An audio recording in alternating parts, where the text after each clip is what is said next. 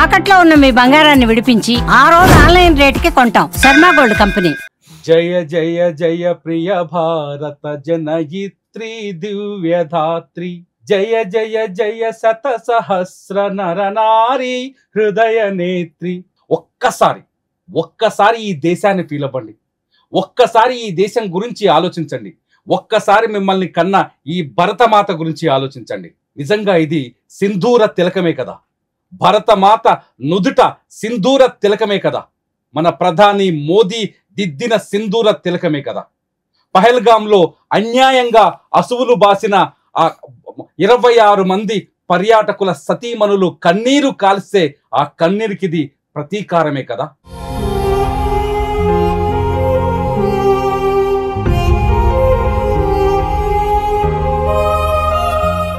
Operation Sindoor, నిజంగా ఈ operation Sindoor తో మోదీ ఈ ప్రపంచానికి ఏం చెప్పారు? ఆపరేషన్ సింధూర్ తో భారత ప్రజలకు ఏం చెప్పారు? ఆపరేషన్ సింధూర్ తో పాకిస్తాన్కి ఎటువంటి హెచ్చరికలు జారీ చేశారు? ఈ అంశాలన్నింటినీ మనతో మాట్లాడడానికి Thirumal IAS academy director Thirumal గారు మనతో స్టూడియోలో ఉన్నారు. తిరుమల్ గారు డిఫెన్స్ సంబంధించిన విషయాల్లో నిష్ణాతులు. ఒకసారి మాట్లాడదాం తిరుమల్ గారితో. తిరుమల్ గారు, ఇవాళ పహల్గాం అటాక్ చూసిన తర్వాత భారతదేశం మొత్తం కన్నీళ్లు పెట్టుకుంది. ముఖ్యంగా నేవీ ఆఫీసర్ వినయ్ నర్వాల్ భార్య కన్నీరుని ప్రతి కుటుంబం మా ఇంట్లో జరిగింది, మా ఆడబిడ్డ అని చెప్పేసి ఏడ్చిన కుటుంబాలు కూడా ఉన్నాయి. మన తెలుగు వాళ్ళు ఇద్దరు ఉన్నారు, మధుసూదన్ రావు కావచ్చు, లేకపోతే చంద్రమౌళి కావచ్చు. ఈ అటాక్ తో, ఆపరేషన్ సింధూర్ అటాక్ తో భారత ప్రధాని ఈ ప్రపంచానికి ఏం చెప్పారు, భారతదేశ ప్రజలకు ఏం చెప్పారు, అట్లాగే పాకిస్తాన్కి ఏం చెప్పారు అనుకోవచ్చు? సార్, భారతదేశం పైన, భారతదేశ ఉమెన్ పైన, లేకుంటే భారతదేశ ప్రతి పౌరుడి పైన ఎలాంటి అటాక్ జరిగినా అది భారతదేశం మొత్తం మీద జరిగినట్టు మనం కన్సిడర్ చేయడం జరుగుతుంది. బట్ ఈ సందర్భంలో భారతదేశం చాలా గర్వకారణమైనది ఈరోజు మనం చెప్పుకోవచ్చు. కారణం ఏంటంటే, వాళ్ళు మెన్ అంటే పెళ్ళైన ఉమెన్ ముందు వాళ్ళ హస్బెండ్ని అతి కిరాతకంగా చంపారు. ఏంటి అని అడిగితే go and tell your Modi అని చెప్పారు.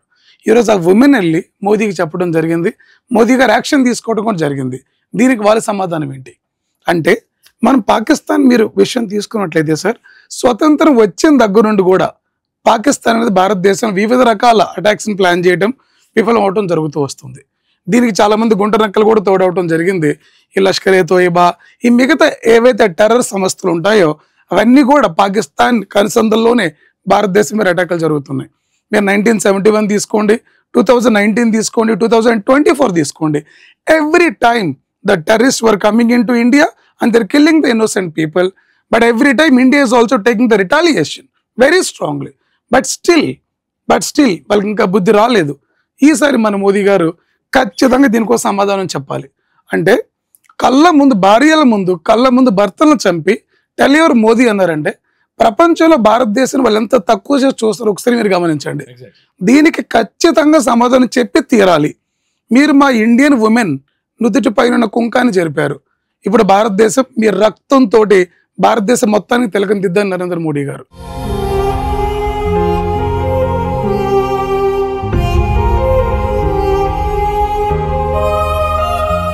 అంటే దీని ద్వారా భారతదేశం అంటే ఒకప్పుడు లాగా భారతదేశం చిన్న కంట్రీ కాదు, టెక్నాలజీ లేదు, ఆర్థిక వ్యవస్థ వెనుకబడి ఉంది, భారతీయులు అసమర్థులు అని ఒకప్పుడు western countries భావించాయి. But Narendra Modiji మాట చాలాసార్లు చెప్పారు, this is not old Bharat, this is the Naya Bharat. Naya Bharat will definitely take the retaliation for every minute act that was done on the Indian women or men. దీన్ని ఖచ్చితంగా చెప్పడం గురించి ప్రపంచ దేశాలు clear గా చెప్పారు ఆయన. ఇది ఒక సంకేతం, భారతదేశం అనేది ఇది వరకుట్లా కాదు, వీఆర్ ఆల్సో డెవలప్డ్, భారతదేశం పీస్ లవింగ్ కంట్రీ. అలా అని చెప్పి మా పైన ఎవరో అటాక్ చేస్తూ ఉంటే చేతులు ముడుచుకొని కూర్చోము అని ఇండైరెక్ట్ గా చెప్పగానే చెప్పారు ఆయన.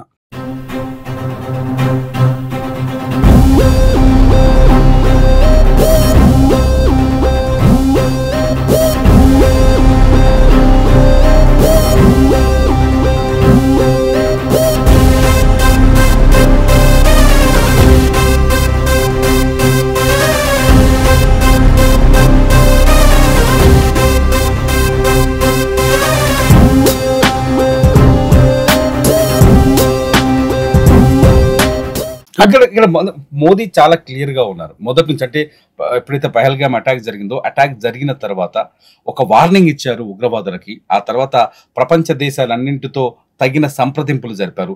వరల్డ్ కి ఎటువంటి మెసేజ్ తెలియదు, మిగతా దేశాలు, పాకిస్తాన్ కాదు, పాకిస్తాన్ కాకుండా ఇతర దేశాలకు ఎటువంటి మెసేజ్. సార్ టెర్రరిజం అనేది భారతదేశానికి కాదు, ప్రపంచానికి ముప్పండి. మీరు అమెరికాలో చూసుకుంటే టెర్రర్ అటాక్ జరిగింది. ఎవ్రీ కంట్రీలో ప్రతిరోజు ఏదో ఒక మొదలు టెర్రర్ ఇన్సిడెంట్లు జరుగుతూనే ఉంది. మోదీజీ ఏం చెప్తున్నారంటే ప్రపంచానికి, టెర్రరిజం పైన మీరు సైలెంట్ గా ఉంటారేమో, భారతదేశం సైలెంట్ గా లేదు, మీరు కూడా మాతోటి చేతులు కలపండి. ఒకప్పుడు వేరే కంట్రీ వాళ్ళు అడిగారు, భారత్ మీరు మాకు సపోర్ట్ చేయండి అనే వాళ్ళు. ఇప్పుడు ఇండియా అలా లేదండి, భారతదేశం ఒంటరికెళ్ళి టెర్రరిజంతో ఫైట్ చేస్తుంది. ప్రపంచానికి ఏం చెప్తుందంటే, మీరందరూ సైలెంట్ గా ఉన్నా సరే టెర్రరిజం పైన భారతదేశం ఉక్కుపాదం మోపుతుంది అని ఇండైరెక్ట్ గా ప్రపంచానికి అతిపెద్ద సంకేతాన్ని పంపారు. అందుకని మీరు చూస్తే అమెరికన్ ప్రెసిడెంట్ కానివ్వండి, రష్యన్ ప్రెసిడెంట్ కానివ్వండి, వివిధ దేశాల ప్రెసిడెంట్లు అందరూ కూడా భారతదేశానికి వాళ్ళ మద్దతును తెలుపుతున్నారు.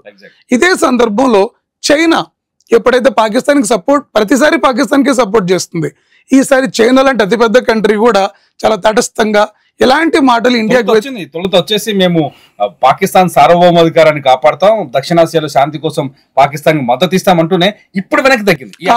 కాస్త మాట మార్చడం సార్. కాకపోతే ప్రపంచ దేశాలన్నింటిలో కూడా ఇండియా ఇప్పుడు పాకిస్తాన్ పైన అటాక్ చేయలేదండి. ఎప్పుడు కూడా ఇండియా పాకిస్తాన్ శత్రు దేశంగా చూడలేదు. పాకిస్తాన్ ఇండియాని చూస్తుంది. But India always feel like Pakistan is our brother once upon A time. ఎప్పుడు కూడా మనం టాలరెన్స్ విధానాన్ని ఫాలో అవుతూనే ఉన్నాం. ఇప్పుడు కూడా మనం పాకిస్తాన్ చెప్పిన బుద్ధి ఏంటంటే, మీరు ప్రశాంతంగా ఉండండి, ఇతర దేశాలని ప్రశాంతంగా ఉంచండి. We're not against you, you're against the terrorism. మీ దేశంలో ఉన్న కొన్ని టెర్రర్ క్యాంప్స్ మేము డిస్ట్రాయ్ చేసి ఇండైరెక్ట్ గా ప్రపంచానికి మేలు చేసాం, పాకిస్తాన్ కూడా మేలు చేసాం. ఈ అటాక్ అనుకోవచ్చు మనం. ఇప్పుడు ఏదైతే ఆపరేషన్ సింధూర్ ఉందో, మొత్తం ప్రపంచాన్ని భయపెడుతున్న, మొత్తం ప్రపంచాన్ని ఇబ్బందుల్లోకి తీసుకెళ్తున్న, ఉగ్రవాదానికి చెంపపెట్టు, ఉగ్రవాదాన్ని అణచివేత, నాశనం చేయడానికి ఉగ్రవాదంపై దాడి అనుకోవచ్చు సార్. ప్రపంచ దేశాలు అన్ని భయపడుతున్న వేళ భారతదేశం ఇంత ధైర్యంగా ముందుకొచ్చి అన్ని కంట్రీస్ హెచ్చరికలు ఇచ్చి మరీ చంపిందంటే ఈరోజు భారతదేశం ఏ స్థాయిలో ఉందో ఒకసారి మీరు గమనించండి. ప్రపంచ దేశాలు కూడా ఈరోజు భారతదేశాన్ని చూసి గర్వంగా మాట్లాడుతున్నాయి సార్. ఒకప్పుడు వెస్ట్రన్ కంట్రీస్ భారతదేశం గురించి మాట్లాడమంటే కనీసం కన్సిడర్ చేసేవాళ్ళు కాదు. ఈ రోజు అదే వెస్ట్రన్ కంట్రీస్ ఏం చెప్తున్నాయంటే, Modi is my friend who is India's prime minister, wheel support to Modiji act అని చెప్పి ఇంత బహిరంగంగా స్టేట్మెంట్లు ఇస్తున్నారంటే భారతదేశం ప్రపంచంలో అతిపెద్ద శక్తిగా ఎదిగింది, ఎదగపోతుంది అంటానికి అతిపెద్ద నిదర్శనం.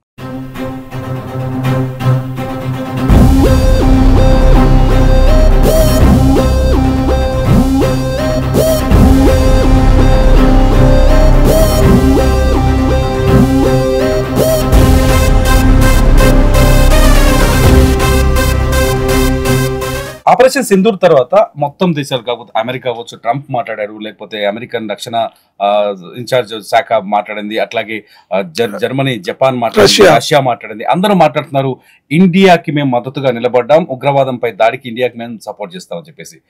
ప్రపంచాన్ని మొత్తం అర్థం చేసుకుంది. పాకిస్తాన్ కి ఇప్పుడు ఎటువంటి సంకేతాలని అనుకోవాలి, మోదీ ఎటువంటి సంకేతాలు ఇచ్చారనుకోవాలి, పాకిస్తాన్ ఇంకా అక్కడే ఎందుకుందని ఆలోచించాలి సార్. ప్రాబ్లం ఏంటంటే, చెవిటి వాడి ముందు మీరు ఎంత శంకు వదినా వాడికి వినిపించదండి. పాకిస్తాన్ ధోరణి ఎప్పుడు అలాగే ఉంటుంది. మనం పాకిస్తాన్ ఎప్పుడు ఒక సోదరులాగా చూసామండి, బట్ వాళ్ళ దగ్గర ఉండాలంటే రెస్పాన్స్ మనకు లేదు. మీరు 1947 నుండి తీసుకోండి, కమ్యూనల్ రైట్స్ ని ప్రేరేపించింది పాకిస్తాన్. మీరు కాశ్మీర్ ఇష్యూ 1947 నుండి తీసుకోండి, PoK region, Pak occupied Kashmir, అక్కడ కూడా జరిగింది కమ్యూనల్ రైట్స్. అంటే ప్రతిసారి కూడా పాకిస్తాన్ టెర్రరిజం పెంచి పోషిస్తూ ఒక గుడ్డివాడు ధోరణిని అనుసరిస్తుందండి. బట్ ఇలాంటి దేశానికి ఖచ్చితంగా భారతదేశం బుద్ధి చెప్పాల్సిన అవసరం ఉంది. పాక్ ఆక్యుపైడ్ కాశ్మీర్ ను కూడా భారతదేశంలో విలీనం చేసుకున్న రోజే నిజంగా ఆపరేషన్ సింధూర్ కి అసలైన గౌరవం దక్కుతుందని నా feeling sir. Sir, Pak occupied ఇదంతా ఓకే, పాకిస్తాన్ కి బుద్ధి చెప్పక తప్పదు. సేమ్ ఇదే అటాక్స్ తో ఇండియాకి మోదీ ఎటువంటి సమాధానం చెప్పారు, ఆన్సర్ ఇచ్చారు, లేకపోతే ఇండియాకి ఎటువంటి బాధ్యతని ఇచ్చారు అనుకో సార్? బాధ్యత చెప్పడం కంటే కూడా ఇండియాకు భరోసాని ఇచ్చారండి. ఇన్ని రోజులు భారతదేశం ప్రపంచ పటంలో చాలా చిన్నగా, చాలా అమాయకపు దేశంగా అందరూ చూడటం జరిగింది. అది అమాయకత్వం కాదు, పీస్ లివింగ్ అని మనం ప్రూవ్ చేసుకుంటున్నాం. బట్ ఈసారి మోదీ ఏం చెప్పారంటే, Indians can go to the war, Indian can promote the peace. ఒక్క భారతీయుడి పైన అటాక్ జరిగినా దీని ఎంటైర్ భారతదేశం పైన అటాక్ కింద కన్సిడర్ చేస్తాం. ప్రతి పౌరుడు ఒక్కడు అవుతాడు, ఒక తాటి మీదకి తీసుకొస్తాను, మనందరం ఒకటి, respect of religion, race, geographical differences, everything అంటే ఆయన ఇండైరెక్ట్ గా ఏం చెప్తున్నారంటే భారతదేశాన్ని ఒక్కడి చేత ప్రయత్నం చేస్తున్నారండి ఆయన. అంటే భారతదేశం ఎలాంటి మతాలు జాతులు ఉన్నప్పటికి కూడా మనం ఒక్కటే, దీంట్లో ఎవరిపైన అటాక్ జరిగినా మేము రియాక్ట్ అవుతాము, మన అందరం ఒక్కటే సమానం అని చెప్పడమే ఆయన మేజర్ ఉద్దేశం. 14 రాష్ట్రాలు సార్, మొన్న పహల్గామ్ దాడిలో చనిపోయిన 26 మంది ఎక్కడెక్కడ వాళ్ళంటే దాదాపు 14 రాష్ట్రాల నుంచి వచ్చిన వాళ్ళు, 14 సంస్కృతుల నుంచి వచ్చిన వాళ్ళు, 14 రకాల విభిన్నమైన జియోగ్రఫికల్ డిఫరెన్సెస్ ఉన్నవాళ్ళు. వీళ్ళందరినీ చూస్తుంటే దేశం మొత్తం తమ సొంత బిడ్డల్లా, కన్న బిడ్డల్లా వాళ్ళ భార్యలు కన్నీళ్ళు పెట్టుకుంటే ఏడిచింది దేశం మొత్తం. సరైన సమాధానం అనుకుంటున్నావా ఇప్పుడు ఆపరేషన్ సింధూర్ ఇది? సార్ ఇది సరైన సమాధానమే. ఇంకా ధీటుగా కూడా సమాధానం చెప్పాలండి. ఇలాంటి ఇన్సిడెంట్లు జరిగినప్పుడు మనం రియాక్ట్ అవుతున్నాం, బట్ జరగకుండానే రియాక్ట్ అయ్యే రోజు రావాలండి. అంటే టెర్రరిజం పూర్తిగా అంతమొందించాలి అంటే POK ఏదైతే ఉందో అది ఖచ్చితంగా భారతదేశం మన భూభాగం, అది దాన్ని ఖచ్చితంగా మనం క్యాప్చర్ చేయాలి. దాన్ని క్యాప్చర్ చేయడం వల్ల పాకిస్తాన్ ఆయుపట్టిపోయిన మనం దెబ్బ కొట్టినట్టు అవుతుంది. బికాజ్ ఎక్కడ మనకి టెర్రర్ సంస్థలు మొత్తం డెవలప్ అవుతున్న ట్రైనింగ్ అంటే ఈ పాక్ ఆక్యుపైడ్ కాశ్మీర్లోనే జరుగుతుంది. దాన్ని భారతదేశం విలీనం చేసుకున్న రోజు క్రాస్ బ్రాడర్ టెర్రరిజం అనే దాన్ని మనం 90% కంట్రోల్ చేయొచ్చు. ఇలాంటి అటాక్స్ చేయడానికి పాకిస్తాన్ కూడా ఆలోచిస్తుంది. ఈరోజు పాకిస్తాన్ ఏం సమాధానం చెప్తుంది? ఇది మేం చేయించలేదు, టెర్రరిస్టులు చేశారు, టెర్రరిస్టులు మా దేశంలో లేరు, మరి ఎక్కడ ఉన్నారు? పాక్ ఆక్యుపైడ్ కాశ్మీర్ లో ఉన్నారు, మా దేశం కాదు అని చెప్తుంది.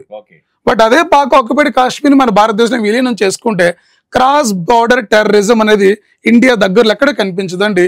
India can be more safer. Tirumala గారు, మీరు తిరుమల IAS అకాడమీ నడుపుతున్నారు. ఎవ్రీడే డిఫెన్స్ కావచ్చు, లేకపోతే కేంద్ర ప్రభుత్వానికి సంబంధించిన నిర్ణయాలు కావచ్చు, వీటన్నిటిని ఎవ్రీడే అబ్జర్వ్ చేస్తుంటారు. అట్లాగే విభిన్న దేశాలు వాటి కదలికల్ని అబ్జర్వ్ చేస్తుంటారు. ఇప్పుడున్న సిచ్యువేషన్ మీరు కొద్ది రోజులుగా పహల్గామ్ దాడి తర్వాత రీడ్ చేస్తూ వస్తున్నారు కదా, ఆపరేషన్ సింధూర్ తో ఆగిపోతుందా? ఇంకొక అటాక్ జరిగే అవకాశం ఉందా పాకిస్తాన్ ఉగ్రవాదుల పైన? సార్ ఇక్కడ ఉగ్రవాదుల పైన ఇండియా ఎప్పుడు కూడా అటాక్ చేద్దామనే చూస్తుంటుంది, కాకపోతే సరైన సందర్భం గురించి వెయిట్ చేయడం జరుగుతుంది. ఇప్పుడు మీరు ఉగ్రవాది అని తెలిస్తేనే మీ పేరు మేము అటాక్ చేయగలం. అలా లేకుండా అటాక్ చేస్తే ఐక్యరాజ్య సమితిలో మన భారతదేశాన్ని కొంచెం వాళ్ళు టార్చర్ చేయడం అనేది జరుగుతుంది. బట్ ఈసారి మాత్రం ఆపరేషన్ సింధూర్తో ఇండియా ఆగదు. ఖచ్చితంగా ఉగ్రవాదాన్ని దాని రూట్స్ నుంచి పెకలించి భారతదేశానికే కాకుండా పాకిస్తాన్కి, దాని చుట్టుపక్కల దేశాలకి, అంటే ఇండియా ఇండైరెక్ట్గా ఏం చెప్తుందంటే we are not believing in war but we wanted eradicate terrorism across the world అని నినాదాన్ని మన ప్రపంచంలోకి తీసుకెళ్తున్నాం. సో ఖచ్చితంగా దీని తర్వాత చాలా అటాక్స్ జరుగుతూనే ఉంటాయి. ఇది ఒకసారి చూస్తే మనకు అనిపిస్తుంది, ప్రతి మనిషి యొక్క సైనికుడు ఈ ప్రాణార్పణ చేయాలి అన్న నేతాజీ సుభాష్ చంద్రబోస్ మాటలు మళ్ళీ గుర్తుకొస్తున్నాయి. ఇవాళ బహిర్గతంగా ఉగ్రవాద స్థావరాలపై భారత్ అటాక్ చేస్తున్న, భారత ఆర్మీ పోరాటం చేస్తున్న భారతీయులుగా మనం సంసిద్ధమై ఉండాలి. భారతీయులుగా మనం ఈ ప్రభుత్వానికి మన మద్దతు ప్రకటించాలి. అంతేకాదు ఏవైనా స్పెక్యులేషన్స్ కావచ్చు, సోషల్ మీడియాలో తప్పుడు వార్తలు కావచ్చు, వాటిని దయచేసి ఎవరు షేర్ చేయొద్దు. వాస్తవాల్ని నమ్మండి, వాస్తవాల్ని చదవండి, వాస్తవాల వైపే, వాస్తవాల గురించి ఆలోచించండి. థ్యాంక్ యూ తిరుమల గారు. Thank you sir.